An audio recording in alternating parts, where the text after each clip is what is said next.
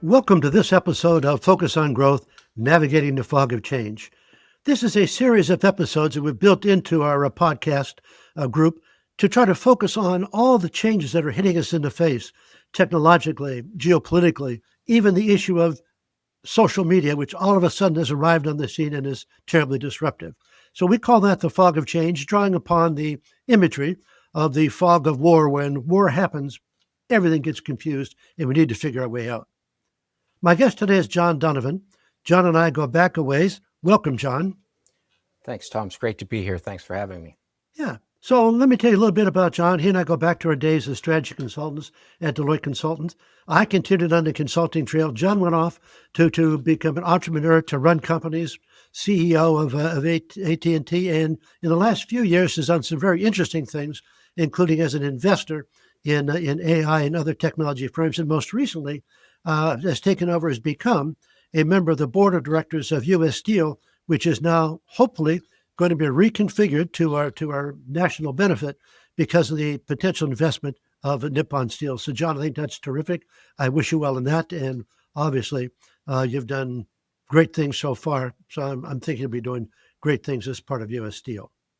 Thanks, Tom. I appreciate that. It's really, really a fun time right now to be doing business. Like, best of times.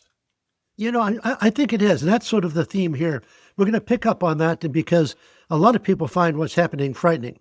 So as I said, a year or so ago, you were the second person on my podcast. We talked about demystifying AI. Mm-hmm. AI was this thing that just sort of popped up on the scene. We said, oh my God, what can we do with it?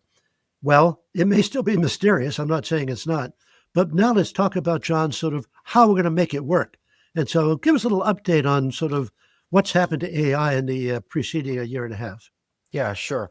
You know, it's I think it's never going to be dull in AI because the implications are probably wider than most technological changes during my lifetime. If you look at the peaks of the waves of things I've been involved in, you know, the internet and the internet protocol, really the technology in communication networks that allowed it. Then you get into mobile and the applications that came with mobile, the app-centric world, and then you get into cloud. But AI is one that has big implications for geopolitics, for the labor markets. It's really transformational, not only in the turn of the crank that makes the world a little more efficient, data flow a little faster, you know, make better use of data. It's really got implications, you know, that are very widespread. So we can expect this to be one that things are going to move very quickly, whether it's law, whether it's relationship with foreign countries, whether it's technologically. So for the last year, I think there are, you know, two camps. There's sort of the one camp that says the models themselves, how have they evolved as we've gone from the toolbar of ChatGPT that sort of wowed us all. And now we're into Grok 4 and ChatGPT 5, and these models keep getting more comprehensive. And not only have they advanced, they've wiped out their own businesses that they've formed. There's many companies that decided to build a company around using the AI models, and then the AI models themselves have now wipe those companies out, even though they're only a couple years old. So there's that camp of things still moving quickly. And then the second camp, which is diametrically opposite of that, is the recent MIT study comes out and says 95% of companies that have attempted to deploy AI haven't gotten any results for it or no return on investment. So you could take this in either direction and sort of fascinate yourself. But the truth of it is, I think, and the way I think about it is, that, you know, there's no such thing as a revolution. There's only evolutions that hit tipping points. Mm-hmm. So I think we're hitting these tipping points, but I think they're occurring a little more frequently in AI than we've seen them in some other areas. So, you know, sort of buyer beware, if you will. It's an extremely powerful capability, but it's been pretty hard in the early days to get a return on investing in it. And I guess I would have to say that that's not unusual for new technology, but I understand your point to say maybe we're expecting too much of it too soon. But One idea that I'd like to talk about is how does we get it to actually work? And so I was a delegate for Deloitte for a number of years to the World Economic Forum. And so I keep touch with the World Economic Forum. And in fact, this year, they had a great AI panel, 3 people on it, CEO of Accenture, CEO of KPMG, and CEO of Sanofi. And the CEO of Sanofi made a really brilliant point, I think. He said, you cannot delegate AI to the IT staff. The CEO has to own it. Now, he didn't mean that the CEO has to know all the intricacies, but he meant he has to sort of have it in place to so no, here's what we're going to try to do and to monitor it and make sure it happens. Otherwise, we get to the point that you've made in the past that the default is we do the same but with less. And that's okay. Productivity is important, but that sort of just scratches the surface of the potential of AI. So how do we break through and sort of get our enterprises to do something that makes sense with AI? Yeah, I think that it's still going to be a human-centric next phase of development. Now, whether the humans are in the loop or on the loop, and how many humans there used to be executing a function versus how many there are in the future, that's going to really be dependent on the type of task, because the models, AI models, are very good at certain things, and other things they're fairly nascent, and so there can be a variation about how ready it is to do things. The things that right now that it's best at is writing code, and I think a lot of people have seen the benefits of that. And then also analytics, so just AI as BI, as they say, AI as BI, business intelligence. How do I summarize that? These are things that maybe have a little more creativity attached to them. They're more word centric than they are sort of mathematically centric. But in the last month or so, these models have performed exceedingly well at the Mathematics Olympics, at the International Code Challenges. And so we're starting to see those things move ahead pretty quickly. But I think the thing that not enough people are focusing on is the last turn of the models. They're getting very good at processes. So now you go back and you say, we need to go back and say, how are we running this shop? And let's lay this thing out in a process. And then it's good old-fashioned process modeling seems to be right now the epicenter of getting value, because you have to break your processes down and say, where do I want the humans involved? Where do I want the machines to aid? Where do I want the machines to take actions? Where do I want the humans to take actions? And so what we're finding is the models have gotten very good at, I'll call it, doing their part without necessarily doing everything. So I think the old thinking, which is, I'm going to have a set of inputs. It's going to be data. It's going to be knowledge. I'm going to put it into a machine and I'm going to get some outputs. It's sort of let the world down, because, inside that black box, there's too many complexities, too many things going on, and there's too much human nuance in how business processes run. And I think the companies that are starting to break through have said, I'm going to have, data in my inputs, and I'm going to create these outcomes. But in the middle, I'm going to take the time to lay out these processes and figure out where and how I'm going to use automation or machine learning to assist. And I'm starting the transformation of processes in a very pedantic way, if you will. Let's break this into pieces and do the things where it makes sense. And these don't occur magically overnight like a toolbar that gives me magical answers. And so I think the pixie dust has been removed, and we're back to the old pick and shovel work, less like we did in every other business transformation with technology. Back in the day when we were putting ERP in, there was big consulting projects with it to do process designs. When you were moving to the cloud, you had to meticulously rewrite some code. So that's where we are, Tom. And as you say, it's not new, but I think some of the shine is worn off, and we say, okay, there really is hard work in doing this, just like every other technology transformation. So let's pick up on your point about the human part of it as well. So after our conversation last year, I had a podcast with a very, very creative person by the name of Niels Roman. Niels has a creative firm, as it were, creativity firm, located in Holland. And he talks about the importance of AI being used in a holistic way and always having a human touch that says if you throw it out there and hope that it does something right now, maybe it someday will, but it doesn't work. You need that human touch to make it happen. Uh, Talk about sort of where you see the human touch coming in the application of AI. Well, I think you know, in some respects, if you look at how AI is built, it resembles a compression machine at times. So it's not forming creative processes on its own yet. It's really taking the sort of the best of the humans, the summarization of our best, and starting to work in that context. So its DNA is human. Its errors can sometimes replicate humans' hallucinations. You know, humans, we've been doing that for a very long time. Yes, We can build yes. narratives that are not true and live with them for a very long time. We can Yes, drive we them can. very hard That's into the ground in a corporation, and we can even rationalize why we did it in hindsight. So our rear view mirrors are not even accurate. So I think that it's terribly important that things be done thoughtfully. But I think that there are different types of processes that need to be evaluated differently. And I think the first thing, that the models themselves, Tom, I think need to have observation and viewing by ethicists, philosophers, hmm theologians. Like, people need to deal with the big picture questions around this, because Yeah. the more this gets embedded, the harder it is to sort of trace the origins of problems. And then separately, I think that businesses need thoughtful approaches into where are humans responsible.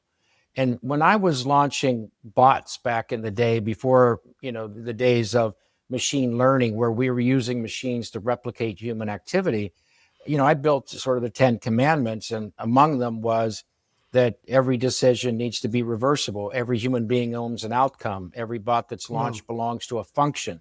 And when you change jobs, the new person walking in needs to know that where those bots are and what they are. And so there were no orphans that in automation. And then the machine couldn't control another machine in action, so that you lost traceability. hmm And so a lot of those things, I think, need to stay in the game. So I think we need to know who's doing what where, and we need to make sure that at a minimum, the responsibility lies with the human. And because at the end of the day, I don't think anybody's going to be tolerant if you have a big mistake of any type where they said machine did it. Yes, no, that's right. And that sort of reminds me of sort of an idea that says that everything breaks. And because everything breaks, we have to anticipate that and do what you said, being able to go back and unwind it, figure out how to make it work, figure out what the problem is. But we're not really good at that. We're not really good at that in general. If you think about sort of politics, we put in these laws and these regulations and all that. Sometimes they don't work. Boy, it is hard to pull back, right? Yeah. Everything breaks, but we're not good at fixing what breaks too often. Yeah. So let me probe you sort of one more time on sort of an issue that we've come across with the people they're working with. And so we talk about AI, and I sort of gave a short shrift to the doing the same with less. I admit productivity is important. But I do think that right now, with everything changing so much, as you pointed out, market share is up for grabs. And so we ought to be using AI to find opportunity. So we see that organizations, enterprises need two types of capabilities. And I might want to also draw upon whether you see this could be true at the board level. One is what we call lookout. So my sage partner, Larry Bettingson, was a naval officer. When he was on lookout and they would go into fog bank, what would he do? He'd call up more lookouts because he needed more capability to find danger. That's what lookouts are for. But we think there needs to be another capability, and we call that opportunity seekers. We call them scouts. So there need to be lookouts and scouts. And these are two different capabilities. Psychologists will tell you that somebody who's really good at sensing danger is not particularly good at the upside, the revenue side, finding new opportunities. I'd have to say personally, I'm a better scout than I am a danger focused person. And I can see that. So how do you see they bringing these capabilities into organizations so that we're not just trying to wring the last drop of productivity out of AI, but also using it to find new things to do and new ways to do them? Yeah. Well, I think you mentioned earlier the CEO who said that the CEO needs to own these initiatives. I think one of the reasons that a senior executive needs to own some of these really big um, changes that might have existential type risk or um, once in a lifetime opportunity is resource allocation. So when Hmm. I look at, you know, lookouts and scouts, I always felt that if you have something that's really seminal in importance, that you almost have to overshoot in the scouts. Hmm. You have to over allocate resources in the beginning. Sometimes, Hmm. you might have two groups doing similar things. You don't worry about overlap. What you worry about is a white space gap. Yeah. So I think that an executive owning it can start with what's my resource allocation against this thing. And Hmm. I think there's two schools of thought right now. One is let me let me try to be error free. Let me be intolerant of uh, mistakes or wasted investment. And let me bring a centralized group together. And they're going to be the brain trust of what we're going to do. They're going to figure out which things we're going to go after with AI. They're going to put together the business cases for it. They're going to make sure that we have as much accuracy as we can, that we have the right efficiencies and so on. The second approach is there's a group of executives who say, I'm going to ask everybody to come back and say, how are you going to do your work in the future with AI? And then I'm going to rely on you to go make those transitions. And where necessary, I'm going to do funding. Hmm. Now, I guess the third option, which I didn't even really put on the table, which a lot of people would do, and that's the people who avoid risk, the lookouts. And that Hmm. is to say, let's wait. Let's wait until the reliability improves. Let's wait until these things get to be far more accurate. Let's wait until they're more cost effective. Let's make sure that someone else in our industry or in that function is getting an ROI. Let's look at the ROI business case. Let's make sure there's a sure thing. Hmm.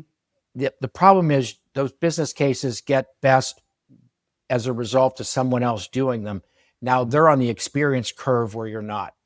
And Right. so I think sometimes people characterizing things as existential threats, I think it's overblown. But I Hmm. do think you hit these little tipping points where those that are in first are gaining the valuable experience. And so all of a sudden they're doing AI in a far more advanced way than their competitor. And so it's not existential, but boy, they're starting to outperform them. And as you know, when you look at valuation in the stock market, if someone's Hmm. got, two, three, four 400 basis points of improvement and the other one's flat or just barely getting there, the money's going to move to where Yeah. they see the future. And the stock market does a really good job of trying to assess these far futures based on today. And so I think value creation is going to be up for grabs here. So I don't think of it as existential as much as I think there's this big opportunity to go create some value. And it's not just efficiency, it's sort of new things and new ways Yes. of getting things done. I agree. This is kind of sort of a continuation with AI technology from the work you and I have done on our careers. We wrote a book called Value Creating Growth, which talks about the importance of jumping in, believing that growth is important, and finding ways to take risks. You always have to have this balance between we got to keep the base business going, right? But we also have to take growth oriented risks. Those are tough jobs, but that's what leaders do. They find that balance and they make it work. So this is kind of an extension, I think, of that. Although the pace of change is much more rapid, no question. Yeah, if you look at the spectrum, Tom, of things that AI is potentially good at, we haven't had a technology that is simultaneously a game changer for productivity Yep. in its potential, but also the ability to change fundamental products.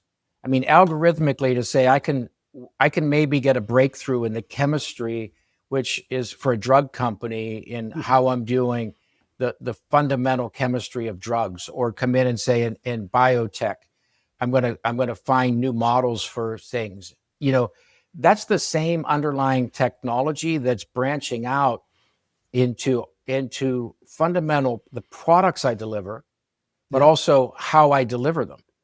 And so it's sort of like offense and defense at the same time. And so that's where it's hard to get your head around the comprehensive nature of it, and to say, where am I going to, place my transformational bets? And I don't think there's been many technologies that, if I'm in a business, an industry where it's highly competitive and I'm playing the game for inches and seconds, and all of a sudden you come along and say, oh, we can maybe save minutes and yards. We haven't had a lot of those that come along that can do all of this at the same time. And I think that's where a lot of the confusion is, that it's challenging to get there. But boy, I don't think I'd be the third camp that I mentioned earlier, where you sit and do nothing and wait for everybody to gain the experience, get the evidence, and then try to move. Because the only way to catch a bus who's left the station is with, a train or a plane. You have to be faster than the thing that left the station. Right. And I think people sometimes forget that. Yeah, no, I think you're right. So you kind of hit on sort of something I'd like to sort of pick up, maybe as kind of our last point. It's a little philosophical. You talked about philosophers and ethicists and so on being involved here. And that is that there's a chance that AI is going to disrupt profoundly how work is done and our workforce. And if it does that, it disrupts our entire culture. How do you think about sort of the responsibility of sort of those of us, and you and me and others who are in leadership positions? What responsibility do we have for finding a way to deal with that disruption? Let's not do what we did back in the dawn of the Industrial Revolution, where the machines came along and we said, so long, Jack, we don't need you anymore, right? How do we sort of deal with the issue of, who knows, it may not be as profound as we think, but there's a chance that it could really disrupt how does we do what we do. And I certainly find that you couldn't pay me not to work because I wouldn't have a feeling of purpose. I wouldn't have a feeling of being engaged, of contributing. And so how do we think about this, John? We don't have to have an answer here. I'm sort of putting an issue out on the table for us to ponder a bit. Yeah, there's a couple ways to think about this. The first is at an individual level. And I think at an individual level, the model that I graduated college into was take my skills I just acquired, put experience on top of them. And if I develop leadership, I can go down that track. But, I sort of gain the experience, but I don't revisit the fundamental skills. I think the pace of change in all underlying technology and all processes is such that you can't do that anymore. So I need to adopt a continuous learning model. And so I need to commit to the hygiene, a little bit of time every day to make myself better in areas that I'm not in. And I need to think about that.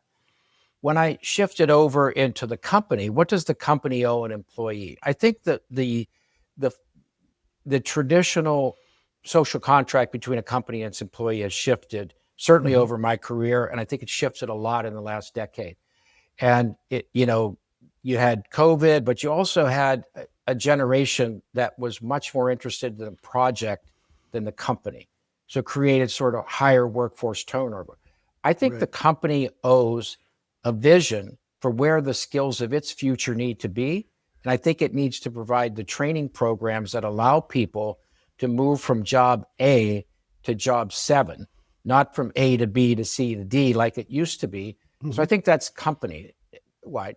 I think that when you look at society as a whole, I think we do need to look at building a capability where educational institutions transform themselves. I've been a big proponent of a university saying, if instead of training me for 4 years and then asking me for money for 40, I think what you should do is train me for 44 years. And so continuing education really becomes a responsibility of my institutions that I join when I'm 18 through 22 years old. And I only use college. I think the same would be true for trade schools. And so I think society has not just an opportunity, but it has a responsibility to look at this. I think companies have a responsibility. I think individuals have responsibility. And I think that really, from my perspective, that was true when we were moving through those prior generational changes. I am very proud at AT&T of the training programs we had in place. We communicated where jobs were going to grow in the future, where they would shrink in the future, what the compensation levels might be. And then we gave the programs to go get the core competencies, because competency has a higher standing today in fast transition than does experience.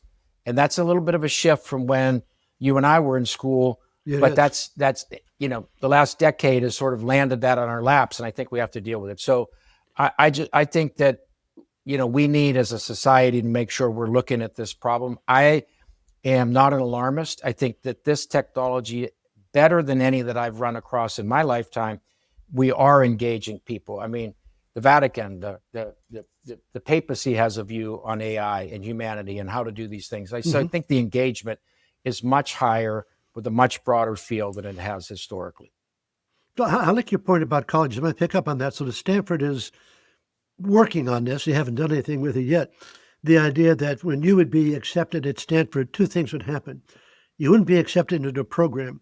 You'd be sort of accepted to explore a mission, something you wanted to do. And you could pick and choose from the College of Engineering or medicine or science or liberal arts or something like that. And the second thing is that you'd be accepted not for a 4-year course where you graduate in 4 years, but you'd have a ticket that says over a period of time, you can come back and forth as long as you want. Now, obviously, you're going to work that out, but it's kind of what you're talking about, to say that this is a way in which organizations and the educational process could work to kind of bring people along this learning journey, which I think is really important. I really like what you did at AT&T, and it was really very successful, John, was it not? Yeah, it was. But we started to recognize things that are short of a 4-year degree or a master's degree. Right. And we broke those things, including experience, down into competencies, and we started to badge them. Sure. So if you took a course and you mastered it and it was a competency, that badge meant something. Right. You might be a full stack programmer, badge 1, 2, 3, and then at 3, but you could be a retail store employee who's built a competency in full stack programming. Yeah. So they don't have to fit into your area. And so that would say, like, if you are a math undergrad from 14 years ago, you may not be the best at data analytics, but you don't have to go back and get re-educated, an entire degree program. You just add the few courses that make that difference. And so really, that's what I'm a big proponent of, is to take experience, take supplemental coursework, block them into things that have demonstrable outputs that says, I have a competency. And that badge can go with me. And I'd love for companies to recognize them across each other. If Procter & Gamble, I have a badge there in data analytics, I ought to be able to carry that with me to company B, C, and D and have it recognized. Sure. And I would really love to see us start to do that. So the inputs and outputs of my time being educated have fractional value instead of summary value at the end. So I like this train of thought, because it is not a blindly optimistic thing, but it's a positive thing. Going to take some work. If I'm going to get the badges, I'm going to have to invest some time into taking those courses and becoming competent and sort of taking whatever test or whatever it is necessary that says, yes, I do have that competency. Yeah. Let me just conclude with one little story on this. I was on an elevator one day back when these programs were running, and I got on the elevator and the woman was smiling ear to ear. And I asked her why she was so happy at the end of the workday. And she said, I got my first badge today. And I said, well, in the back of my mind, I was thinking, that's a pretty experienced person to be, so excited about education. And she said, I normally buy myself a gift for my birthday of something that it's too much to spend. This year I gave myself the badge for my birthday. And she said, but I didn't do it for me or my job. I did it to inspire my children. And then you realize, wow, this is really like competency later in a career, really important for more than just, what it's going to take for me to continue in my career. There's a viral effect to it that sort of transcends that says, hey, we're all growing together, we're getting better together. There's nothing this company can't take on as a collective because we can like shift and adapt. And that's the anti-message that goes with, hey, here's efficiency, boom, pull an axe out, do this thing with a blunt instrument, and then all these people lose jobs. Yeah. Because the people who are left behind should be the ones that didn't do the work, that deselected, that opted out. And that's the only unacceptable answer, is to opt out. You have to play the game, because every new technology is not about who lives in the box and knows how to build the technology, because each time we do it, we pretend like this is too hard for you to understand, so you stay on the sidelines.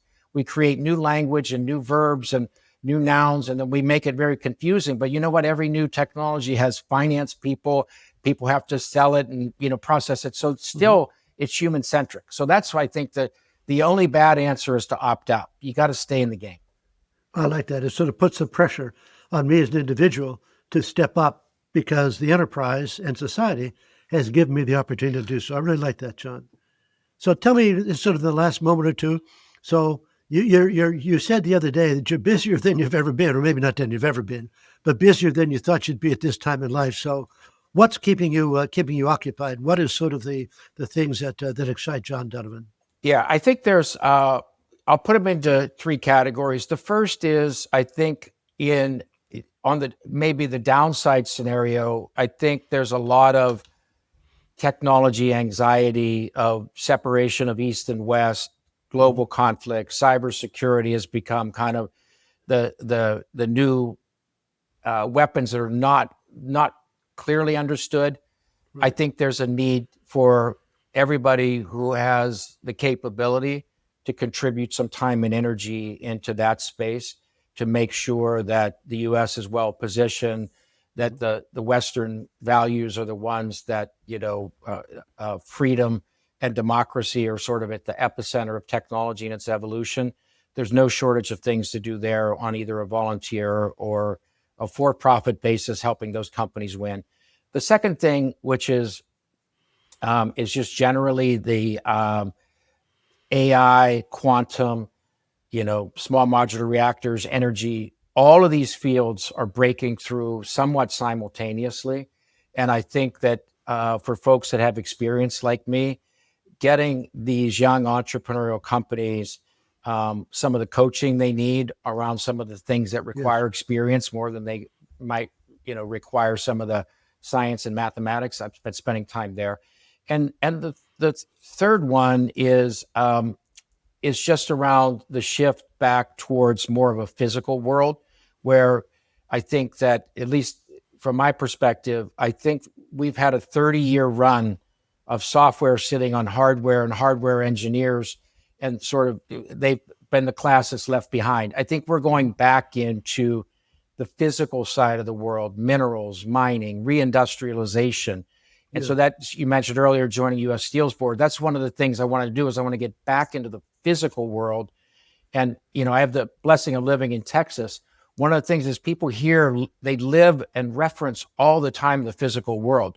And I contrast it with Silicon Valley, which is always the abstracted, portion of the world. So those are the three things that I do. And I think there's just so much to do in each. And the world just keeps offering the opportunity to put a little more in. And so while I have much more runway behind me than I do in front of me, there's plenty of useful things to do to help people succeed, because the good people have to win and get there first, because normative behaviors get set by the winners.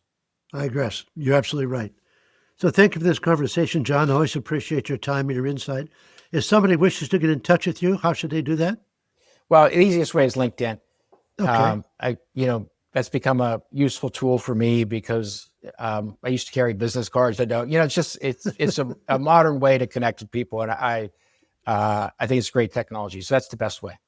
Okay. And I enjoy you do these shorts, which are really very good. So little snippets, and really draw me in. And I find those good. And I would recommend that to anybody who's watching us today. Oh, thank you, John. Thank you, John. Appreciate that. It's great to be here, and it's good to see you. Good to see you too. So thank you all for paying attention. Thank you all for listening. We will have another episode coming up in 2 weeks. Until then, take care and be well.